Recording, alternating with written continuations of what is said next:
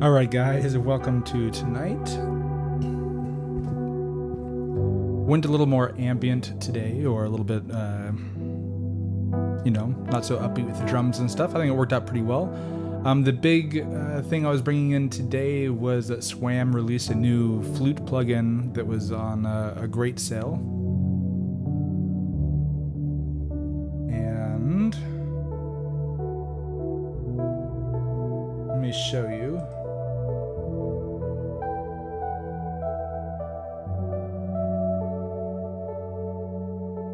It is the very flute here, and I have it mapped to my breath control from Eurorack with the Linnstrument, of course.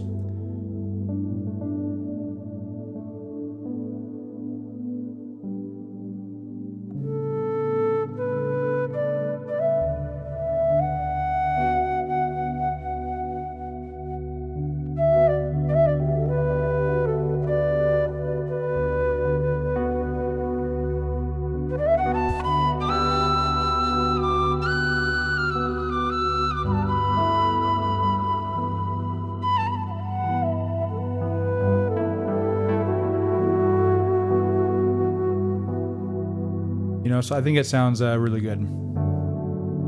Yeah, Sean, I couldn't help but bring it in. And so this is the default very flute. It has some nice overblow features.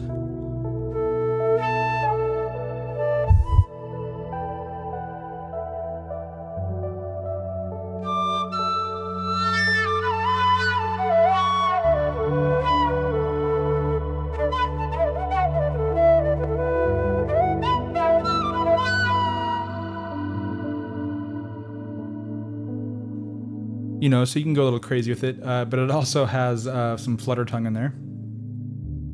I wasn't bringing it in this time, I don't have it mapped, but it does have the ability, is what I'm saying.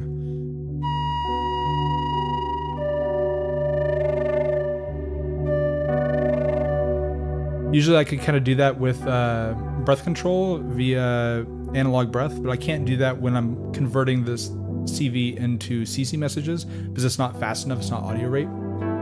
So if I try to flutter tongue for real, it doesn't really work. But if I go to my analog breath,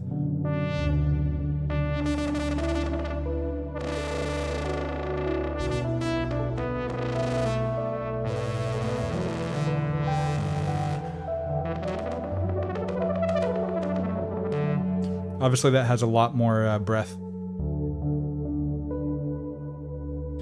A lot more real-time control since it's all raw voltage in the rack.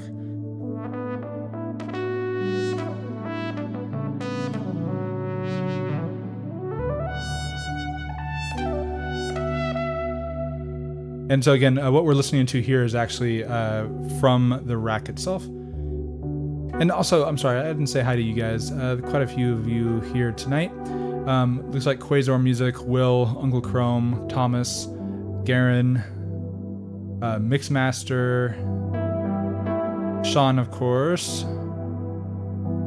Man with Beard popped in. I didn't say Uncle Chrome, he was here too. Yeah, so Sean, I agree. It definitely is not the fastest of articulations. Even when I turned up the sensitivity on the articulations, I wasn't super thrilled with that, but it's a decent flute, I don't have the other SWAM flutes. I do have a saxophone, but not the SWAM flutes. So for me, this was a good price and something good to get into just for a flute sound.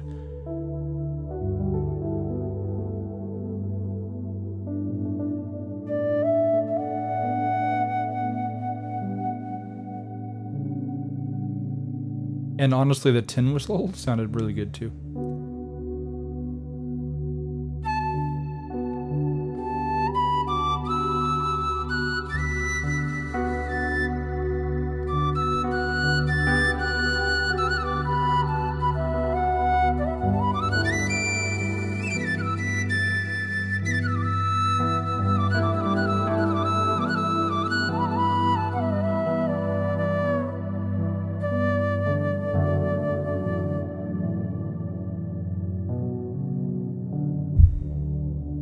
Yeah, Sean, I should try the SWAM flutes a little bit more, but I'm kind of like this weird impasse where I can always just bring out my real flute, right?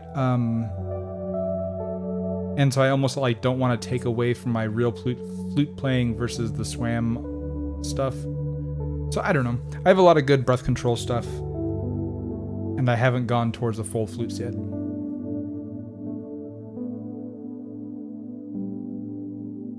So let's go over what else we have.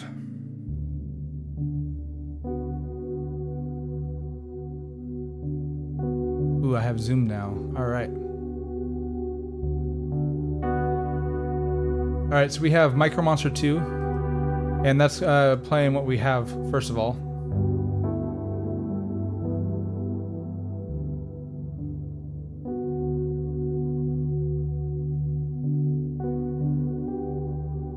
And so I'm trying to figure out how to do my vertical 4K monitor and have it make sense for streaming and have control enough to do what I want while looking at things, right? So it's a little interesting.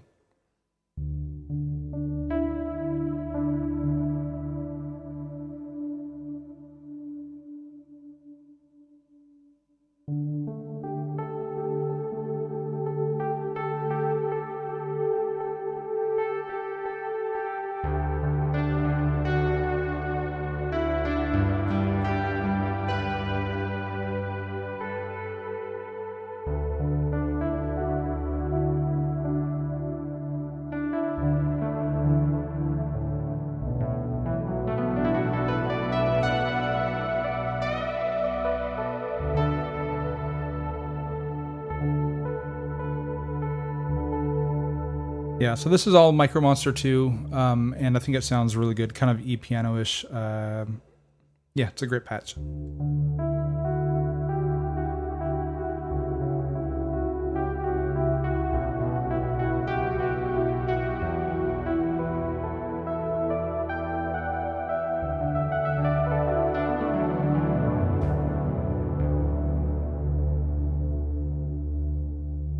All right, and then I also had the Matrixbrute coming in, and the Matrixbrute was just my normal bass patch.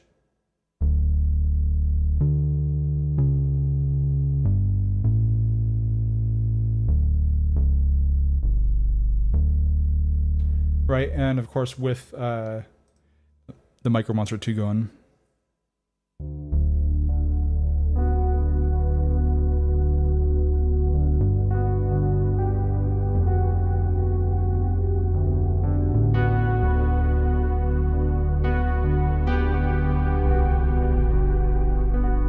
I think it fits really good. And it's also stress testing my split playing while playing left-handed while not looking at the keyboard, which is always interesting. I'm also just not a very good left-handed key player. But going good. So we had Micromonster 2. We had the flute from Very Flute from SWAM.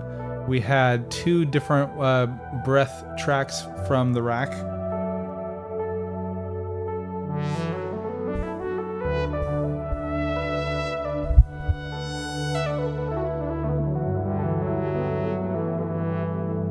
And that's my normal patch from the Berglund Instruments NuMAR. And like I said, 2 of those. And then the last one was a Myth pad.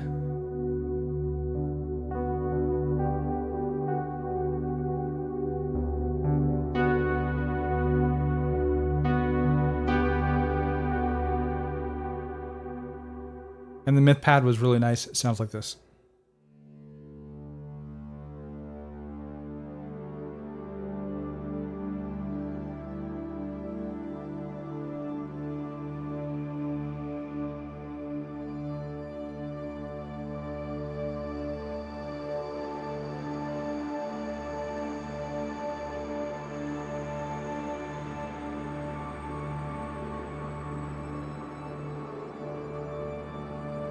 So it has some kind of like wind breathy stuff in the background. And I kind of had a couple different variations of how I was playing it. One time I kind of filled in kind of deep. And the other time I kind of just brought in little stabs.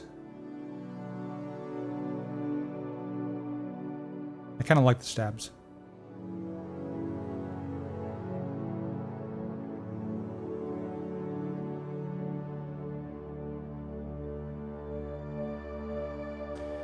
Yeah, Garen. I'm also not streaming it, but I've been going and practicing my bass pretty regularly now, trying to get some Motown bass lines figured out. And while that doesn't directly translate into my left hand playing, hopefully it'll help me with some of my more rhythm-based stuff and get some ideas for bass lines going. I will say it's going horribly slow, and I am not a fantastic bass player by any means, but it's been a fun exercise to kind of translate from reading notation, because I'm reading notation, not tab.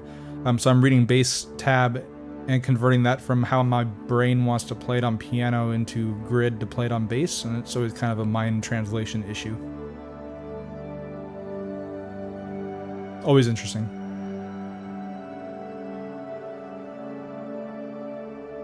And Garen, no worries about running over tonight. If you ever want to run over, you are more than welcome to.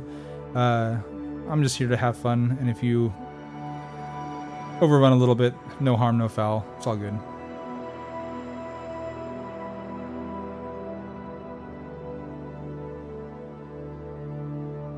Anyway, this is Myth from Dawson. I didn't show you guys. I was going to play the Micromonster 2 with the arpeggiator going. And I think it sounds really nice, so I'm just going to show you that real fast.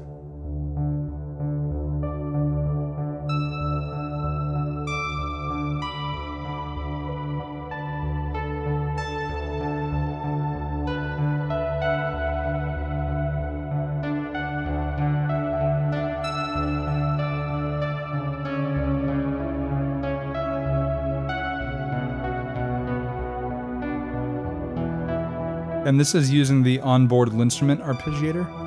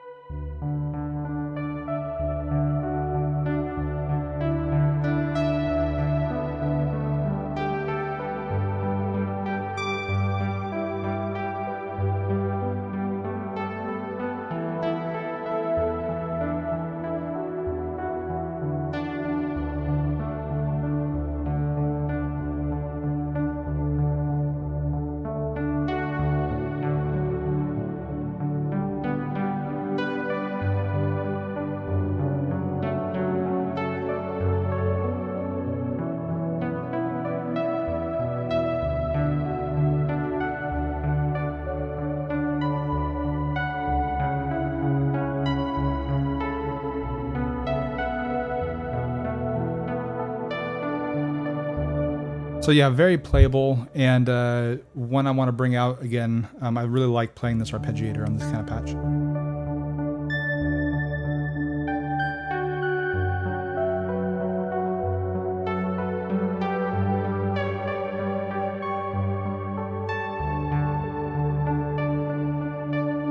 And yeah, Garen, that description of the translation melted your noodle, I totally understand, because it melts my noodle a little bit. So for those of you who are not aware, I am originally classically trained on flute, and then picked up saxophone a little bit in school, and picked up guitar and piano. And then later in life, took a decade hiatus and came back to playing music. And playing a lot of wind controllers and regular keyboard, and then now I got the Linnstrument. So now my guitar playing and Linnstrument kind of connect in my brain. The keyboard is its own thing, and the wind synths and flute and saxophone are all kind of the same thing because they all have the same fingering, right? So in each of those three domains, I have kind of a different mindset of how I internalize notation and music theory. And it's very odd when I try and play notation that I can, like, for instance, sight read and play on piano and try and play on something else. It kind of has to go into different translation modes in my brains, if that makes sense. In my brain, if that makes sense.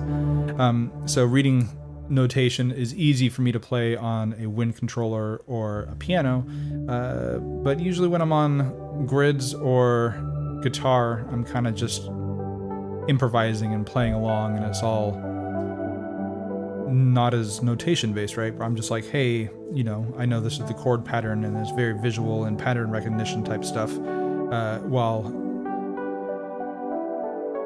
all the other stuff is pretty easy for me to sight read in. So trying to get my chops up on being able to play bass guitar while reading bass notation, and it's going a little slower than I like.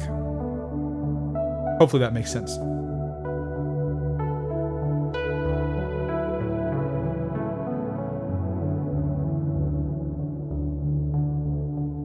Anyway, that's about what I got tonight.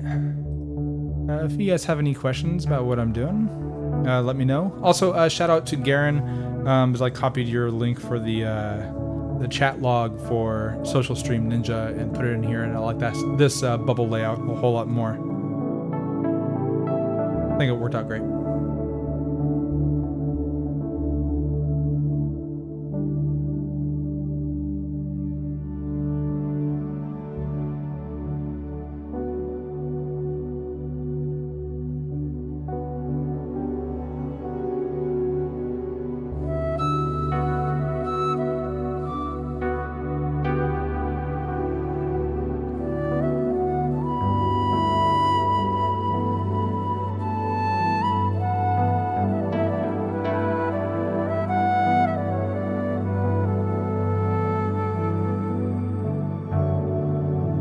Also, I didn't talk about my visualizations today. It was maybe a little bit overboard with a lot on the screen,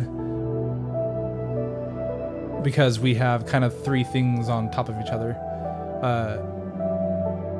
But kind of cool visualizations, right? This is from Entropy and Sons, which is right down here, getting fed into my video capture and being overlaid and doing all sorts of fun stuff here. Yeah, super fun.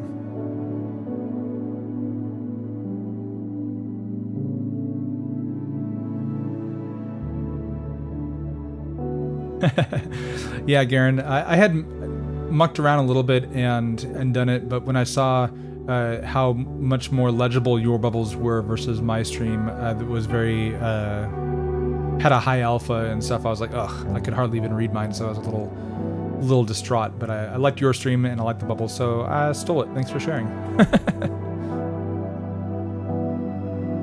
And yeah, so the Entropy and Sons is doing the visualization, but not the video mixing, right? OBS is doing the video mixing. But it turned out really cool, I think. And if I like bring my hand over here, for instance, it's behind the cables, even though there's no cables here in real life, you know, because of how it's routed. Kind of cool.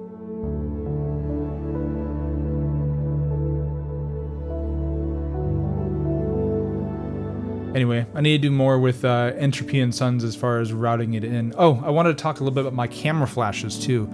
I am not sure what's going on with that, other than I think maybe one of my cameras is having an issue in browning out the USB bus.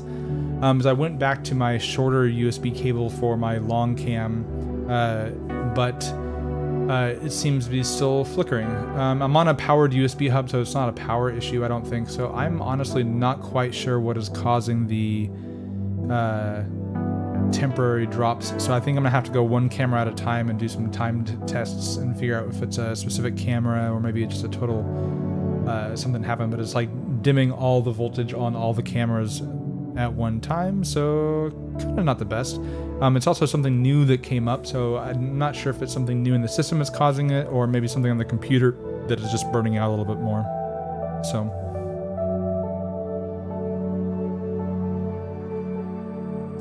So anyway, I'll probably call it here tonight.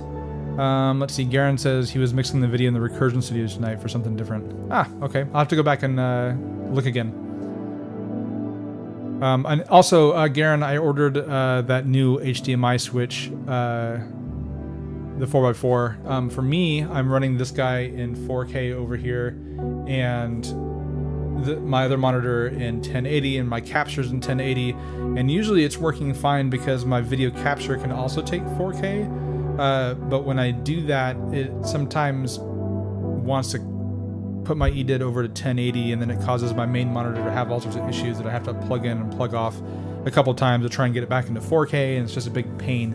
And that's because I'm using kind of a cheaper video router. So Garen recently bought a new video router that has the proper EDIT support, and I got that as well, so I can kind of hard code the 4K on one of mine and not have this constant issue every time I power up the monitors and video capture.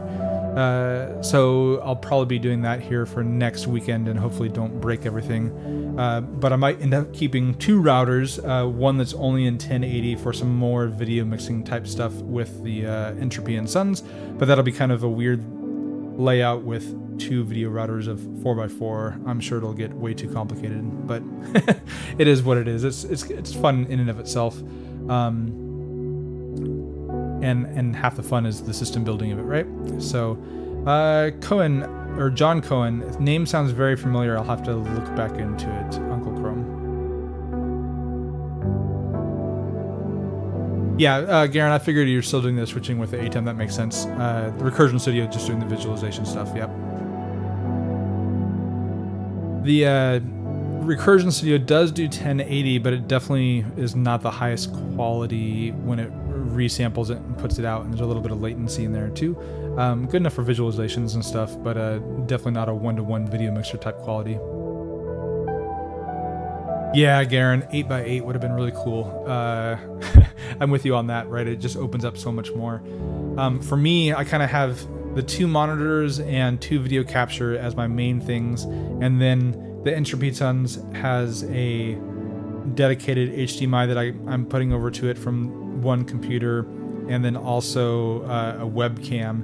And then of course I have 4 webcams that come in that are not HDMI, luckily, because that would really screw over my video routing. So overall I have 4 cameras, 2 video captures, and a webcam going to the Entropy and Sun. So I've got a lot of video going around here in the studio, actually. So kind of hard coding this a little bit better and kind of figuring it out a little bit more is something I definitely want to get into. But yeah, 8x8 would have been super cool. And I still want to look at PTZs eventually, because the one overhead is nice, but I would love to be able to zoom in. I don't know. Anyway, I'm going for a long time here. It's 10:20. Garen, yeah, I have 4 cameras, right? But it's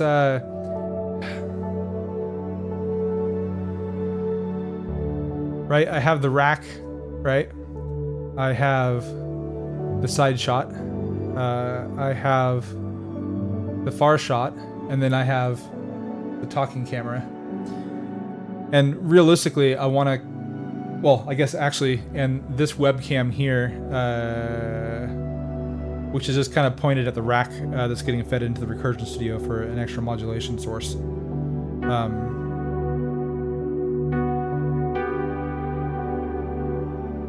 Right, so you can see as I move it around, it kind of affects the video source a little bit because it's doing stuff.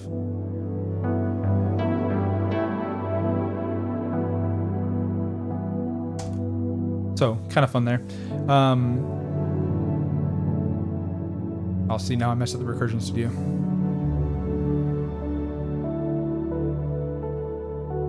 But yeah, so my 4 cameras don't go through a video router. They all go USB into my computer for OBS.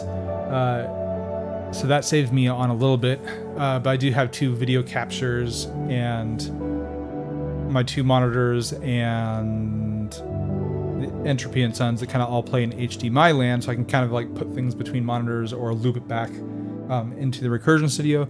And then my one computer has an extra HDMI out that is feeding into it, so I can feed stuff from OBS into the Recursion Studio and then back in through one of my video capture. So it all works out. But as far as cameras go, yeah, 4 cameras, 2 video captures, and an extra webcam for the Recursion Studio. It's kind of my all-in-all video. It's kind of crazy. But a PTZ above would be super fun, because then, like when I'm doing my rack stuff here, right? I kind of, it's on a boom and it works.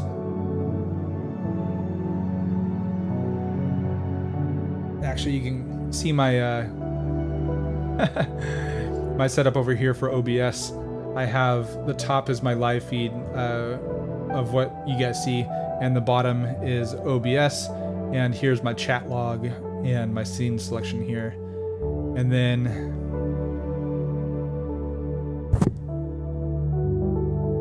down below, I do have a Stream Deck here, and I have a Stream Deck foot pedal underneath as well that allows me to do foot-based stuff that has MIDI for controlling my live looping and for also changing scenes. So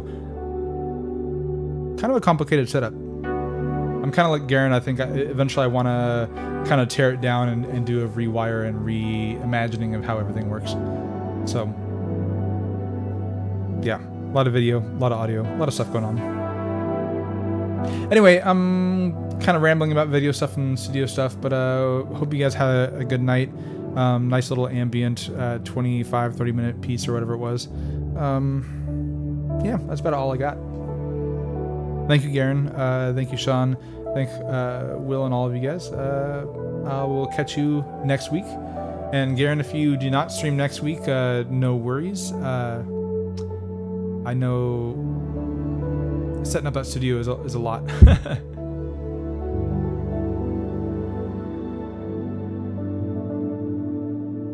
Wires everywhere, yeah. I wish I could show kind of behind my monitor where I have the 2 computers, the HDMI matrix, and like 3 USB hubs going to everything.